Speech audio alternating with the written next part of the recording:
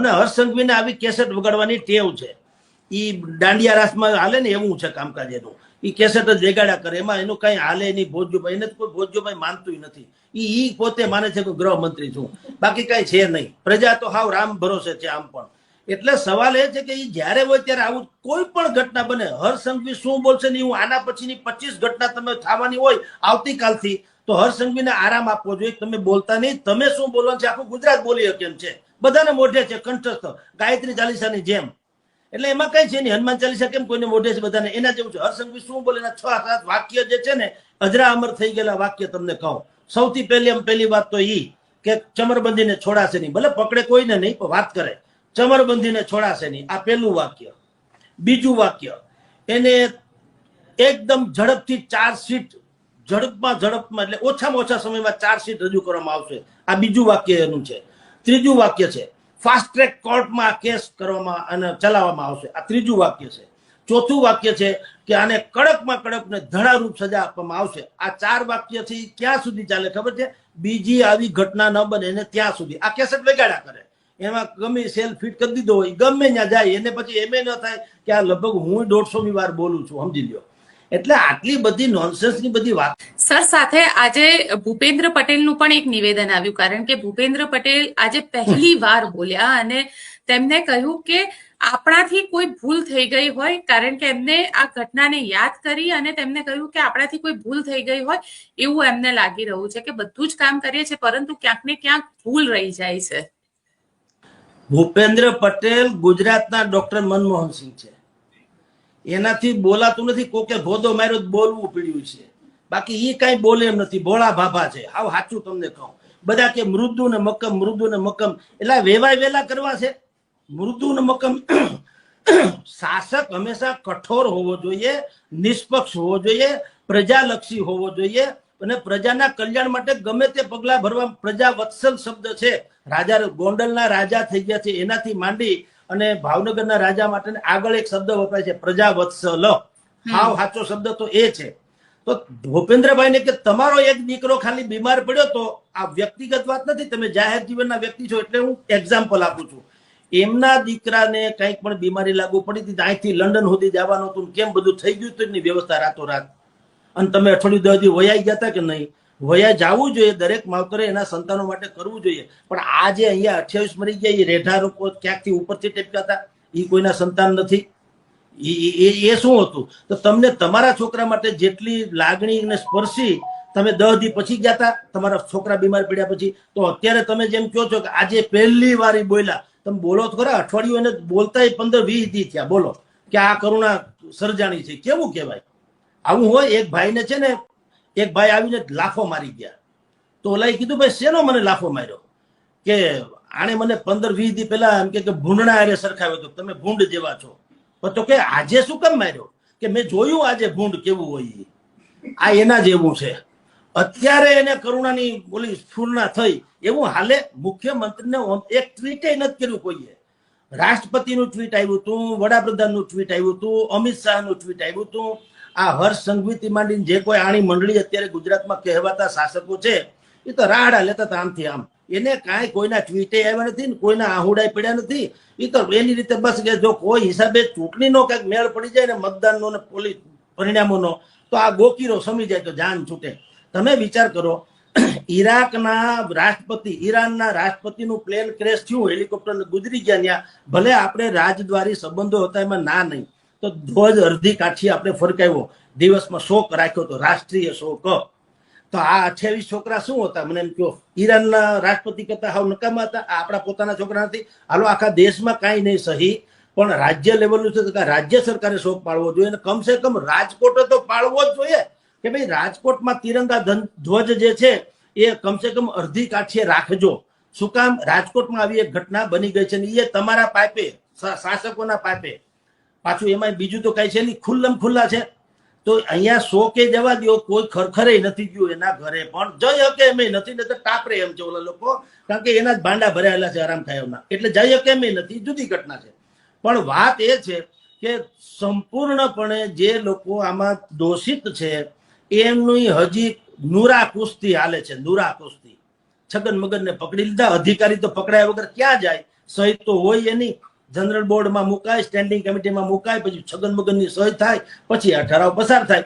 એ સહી કરી હોય, ઓલાએ જે આદેશ આપ્યો છે એ તો મૌખિક આપ્યો છે ને. જે લોકોએ આદેશ આપ્યો હોય કે આનું ઊંધું ચતું કર્યું, એ મૌખિક હોય, કારણ કે એ તો પદાધિકારી છે. એટલે કે મલાઈ તારવનારા પદાધિકારી, એટલે પ્રજાનું ભલું કરનારા નહીં. ઉપરની મલાઈ મારી, નીચેની મલાઈ તારી, એમ. તો એને તો મોઢે મોઢ કીધું હોય, એ મોઢા મોઢ કીધું તો હવે મલાઈ તારવીને એ લોકો વયા ગયા. બધાના ડાચા એટલા કાળા થઈ ગયા છે પદાધિકારીના કે ડવ હાબુથી પણ કોઈ દી સાફ થાય નહીં, આટલું છે. હવે આ છણકા કરવાનું કોર્ટ જરાક બંધ કરે, ભલે એટલું તો એટલું કરી તો લ્યા છે, પણ કમસે કમ છણકા કરવાનું બંધ કરીને સરકારને કઠોડામાં ઊભી રાખે. કારણ કે 28 જીવોના સવાલ છે, એના પરિવાર ખેદાન મેદાન થઈ ગયા છે, કેટલાકના વંશ નીકળી ગયા છે. બેન, આ કઈ જેવી તેવી કોરોના ટીકા નથી, એના વંશ નીકળી ગયા. એકનો એક દીકરો હતો, વિચાર કરો, એ અત્યારે આનો ભોગ બની ગયો હોય, એને તો વાત પૂરી થઈ ગઈ, આખી પેઢી નાબૂદ થઈ ગઈ એની. તમે કલ્પના કરો કે જેવી તેવી વાત છે. અને મૃતક એક હોય કે 1000 હોય, જીવની સંખ્યા કેવી છે. દુનિયાના તમામ લોકતાંત્રિક દેશોમાં સૌથી પ્રાયોરિટી અગર કોઈ વાત હોય તો માનવ અધિકારની છે. આપણે ત્યાંથી કરોડો રૂપિયા લૂંટીને માલ્યા વયો ગયો, જયારે આપણે પ્રત્યાર્પણમાં એની પાસેથી કેસ જીતી ગયા અને પ્રત્યાર્પણ થઈ જાય એને બોલાવવાની કોશિશ કરી કે ભાઈ માલ્યાને અમારે હવાલે કરો, અમારું હંધું સત્યાનાશ કરીને વયો ગયો છે. તો ત્યાંની અદાલતે ને ત્યાંની સરકારે શું કર્યું ખબર છે બેન? સ્પેશિયલ ફ્લાઇટમાં 2-4 અધિકારીઓ ત્યાંથી અહીંયા આવ્યા જેલ જોવા કે માલ્યાને લાયક જેલ છે ખરી? બોલો, માલ્યાને લાયક કઈ જેલ છે? આમાં વેન્ટિલેશનની વ્યવસ્થા છે કે નહીં, ટીવી છે કે નહીં, અખબાર બરાબર રેગ્યુલર મળશે કે નહીં, તમારા ખોરાક જે છે એની ગુણવત્તા ચકાસો, પાણીમાં તમારે કેટલા પ્રકારનું ઓક્સિજન છે, કેટલા પ્રકારનું ફલાણું છે, ઢીકણું છે, આવું બધું તપાસ કરવા આવ્યા. અહીંયા સૂર્યપ્રકાશ મળે છે કે નહીં. એટલે આ તો કઈ કેદી છે કે જમાઈ છે? આટલું બધું હોય, આટલું તો આપણે વેવા વેલા કે જમાઈની બી નથી સાચવી શકતા. એ અગવડ હલાવી રહ્યા છે. આ અગવડ હું કામ નહીં? જેટલા લોકતાંત્રિક દેશો છે, ખાસ કરીને પશ્ચિમી દેશો છે ને વિકસિત રાષ્ટ્રો કહેવાય છે, એમાં સૌથી પહેલો અધિકાર છે માનવ અધિકાર. એ એમ કે છે કે જયારે અદાલત તમને દોષિત ઠેરવે, પછી ભલે તમે ફાંસીએ ચડાવી દો, કોઈ વાંધો નહીં, પણ જ્યાં સુધી અદાલત દોષિત નથી ઠેરવતી ત્યાં સુધી કેવળ આરોપી છે, અપરાધી નહીં. એટલે અપરાધી નહીં એનો અર્થ એમ છે કે એ નાગરિક છે, એની ઉપર બ્લેમ થયા છે, બ્લેમ સાબિત નથી થયા, તો એનો નાગરિકી હક ન જવો જોઈએ. એટલે ત્યાંથી ચાર્ટર્ડ પ્લેનમાં અધિકારી અહીંયા જેલ જોવા આવ્યા હતા. હવે આવી માનવ અધિકારની વાત છે, તો આ ગુજરી ગયા માનવ અધિકાર નહીં હોય કઈ? માલ્યાના છે તો અમે શું છીએ? એમ તો 28 પરિવારોના છોકરાઓની પેઢી દર પેઢીનું નિકદ્દન નીકળી ગયું. એવડી મોટી કરુણાંતિકા છે, એને કોઈ પૂછવાય નથી ગયું કે ભાઈ તમારે ફરિયાદી થવું છે? સરકાર તરફથી કોઈ પૂછવાય નથી આવ્યું કે તમારે ફરિયાદી કમસે કમ થવું છે. હાલો, એક વાત. બીજું, જનાર કોઈ દી આવતા નથી, આપણે સ્વીકારી લઈએ, ગમે તે હાદસા કુદરતી હોય યા કૃત્રિમ હોય, એ પછીની ઘટના છે. જાય એ કોઈ દિવસ પાછા આવતા નથી. તો હવે એક કામ કરો, આપની અપેક્ષા શું છે? કારણ કે આપણે ત્યાં કહેવતમાં જે કહેવાય છે ને, ગામડામાં શબ્દ છે સરકાર માટે માય બાપ. આપણે ગામડામાં બોલે ભાઈ સરકાર માય બાપ છે. માય બાપ એટલે શું? जिसका कोई नहीं होता उसका खुदा होता है. જેનું કોઈ ન હોય એનું માવતર તરીકેનું ધ્યાન રાખવાની જવાબદારી છે સરકારની. છોકરા છીનવાઈ જાય તો એને શ્રવણની જેમ છોકરા બનવાનું, માવતર છીનવાઈ જાય તો એને માવતર બનવાનું ને એને દત્તક લેવાના.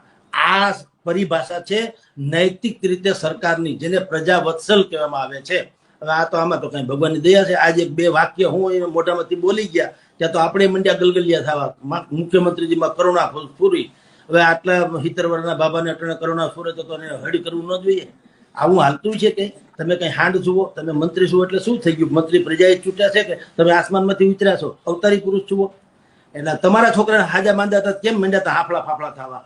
તૈયે કોક તમને જોક કરે જી, શાહબુદ્દીન રાઠોડની કેસેટ વગાડે જી, ગમે તમને હાલી શું મળ્યા છે? હા બેન, સાથે સવાલ અહીંયા એ પણ છે કે આજે જિગ્નેશ મેવાણીએ પણ એક પ્રેસ કોન્ફરન્સ કરી અને જિગ્નેશ મેવાણીએ સ્પષ્ટ શબ્દમાં કીધું, એસઆઈટી ને લઈને એને સવાલ ઉભા કર્યા હતા. એમને તો એવું સ્પષ્ટ શબ્દમાં કીધું કે જો આ રિપોર્ટ હાઈકોર્ટમાં ચાલે એમ જ ના હોય તો પછી એનું લીગલી કોઈ મહત્વ જ નથી, તો એસઆઈટી હોવી જ ના જોઈએ. અને એના ઉપર જ આજે કીધું. સાથે એને એવું કીધું કે 25મી તારીખે 1 મહિનો પૂરો થશે જૂને ટીઆરપી ગેમ ઝોનના આખા અગ્નિકાંડને. તો એ દિવસે રાજકોટમાં એક આખું શાંતિપૂર્ણ રીતે બંધનું એમને એલાન કરેલું છે. બેન, બધી વાત સાચી. જિજ્ઞેશભાઈએ જે આજે વાત કરી કે અમારા હેડલાઇન દૈનિકના ચીફ ક્રાઇમ રિપોર્ટર બલરામભાઈ કારિયાએ આજથી મહિના દિવસ પહેલા આ ઘટનાના 2-4 દિવસ પહેલા લખ્યું હતું કે મોરબીમાં જે ઝૂલ કાંડ થયો, આખો ઝૂલતા પુલ વાળો, એમાં એસઆઈટી નિમાણી હતી અને એ એસઆઈટી નો રિપોર્ટ જે છે એ કોર્ટમાં વેલિડ નથી ગણાતો. એટલે એસઆઈટી નેहरू ડિંડક છે, સરકારી છે એવું જે તે સમયે અમારે ત્યાં મેં કીધું તેમ બલરામભાઈ કારિયાએ આ આખો રિપોર્ટ આખા પાનાનો ભરીને છાપ્યો હતો. તે પછી ભાઈ જિજ્ઞેશ મેવાણીએ પણ કીધું અને એણે એમ કીધું કે જો સીટનો અહેવાલ માન્ય રહેવાનો હોય તો વાત કરી છે કે એવા લોકોના હાથમાં અહેવાલ સોંપો કે જેની વેલ્યુ હોય. જેમ એમાં 2-3 નામે એણે આપેલા છે અધિકારી તરીકેના, જેમ કે નિર્લિપ્ત રોય. અત્યારે આખા ગુજરાતમાં સૌથી શ્રેષ્ઠમાં શ્રેષ્ઠ કામ પોલીસ તંત્રમાં જેનું હોય તો એ છે નિર્લિપ્ત રોયનું. એવા લોકો 2-3 નામ એને આપેલા, સુધા પાંડે કે સમથિંગ નામ હું ભૂલી ગયો છું. હા, એવા 3 નામ એને આપ્યા હતા કે આવા કોઈ લોકોને એસઆઈટી માં નિમો અને ઈ એસઆઈટી નો રિપોર્ટ ને પાછો ચાર્જશીટ નો ભાગ બનાવો તો તમારું થાય. એને કીધું આ એસઆઈટી ખાલી તમે ઘરમેળે સંતા કુકડી રમી લ્યો એમ ના હાલે. તમારે એસઆઈટી નો રિપોર્ટ છે એ પોલીસની ચાર્જશીટ નો ભાગ બનાવો, એના આધારે અદાલતે નિર્ણય કરવો ઘટે એમ કરાવો. કારણ કે કહેવાય તો એવું છે કે પોલીસ તપાસ કરતા એસઆઈટી ની નિમણૂક, એસઆઈટી નો રિપોર્ટ બહુ જ સજ્જડ ને સત્ય હોય છે, તો એને કોર્ટમાં રજૂ કરો. આ કરો છો કોના હાટું? આ તો છત્રી ઓઢીને પછી નીકળવાની વાત છે. હું ન પરડું, વરસાદમાં માણી લઉં. એસઆઈટી એવું છે, બીજું કાંઈ છે નહીં. એટલે મતલબ વગરની વાતો છે બેન. જિજ્ઞેશભાઈએ સાચી વાત કરીને જિજ્ઞેશભાઈ આજે જે પ્રેસ કોન્ફરન્સ કરી એમાં જે કટિંગ બતાવ્યું આખા પ્રેસમાં બધા પત્રકાર સમક્ષ, એ આપની જાણ ખાતર અમારા હેડલાઇન દૈનિકનું કટિંગ હતું. અમે લોકોએ કીધેલું છે કે આ એસઆઈટીમાં એક અધિકારી એવા છે જેની ટીમ અહીંયા તોડકાંડમાં હતી રાજકોટમાં. બોલો, હવે એ આ અડધા તો એવા છે કે એની સામે એસઆઈટી નિમવી પડે એમ છે. એવા તો બધા ટીમમાં છે આખે આખા. ક્યાંક એકાદો દાગ હોત તો ઠીક છે, ઠામુકા દાગ છે. તમે ગમે એમ કરો બેન, આનો અંત આવે એમ નથી. આ બધા જે છે ને એના ડાચા એટલા કાળા મસ્ત છે, તમે વિચાર કરો. બધા દાગ છે. તમે કોલસાને દૂધથી ધુવો ને તોય ધોળો ન થાય.